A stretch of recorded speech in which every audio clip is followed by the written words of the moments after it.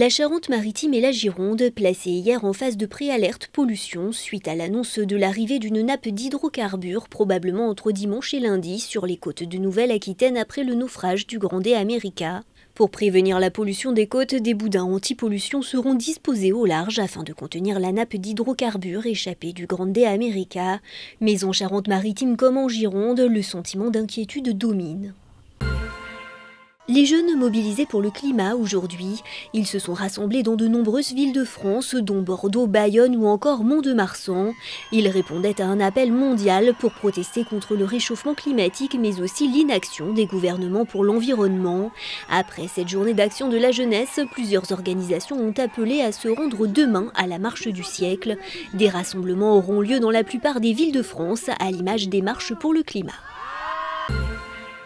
En marge de la journée de mobilisation des jeunes pour le climat, le ministre de l'Éducation nationale était en Gironde aujourd'hui. Jean-Michel Blanquer s'est rendu à Martignas-sur-Jalles puis à Gujan-Mestras ce matin dans le cadre de la mobilisation de l'Éducation nationale contre le changement climatique. Élèves et enseignants ont pu échanger avec le ministre. Dans de nombreux établissements, des débats étaient organisés. L'objectif de ces échanges, des propositions d'action autour du climat. Des débats qui n'ont visiblement pas répondu aux attentes de tous les élèves.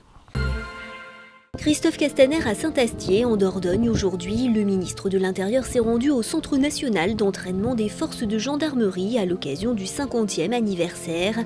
Il a passé les troupes en revue puis a prononcé un discours dans lequel le ministre de l'Intérieur a rappelé aux gendarmes les obligations qui étaient les leurs et qui font leur force.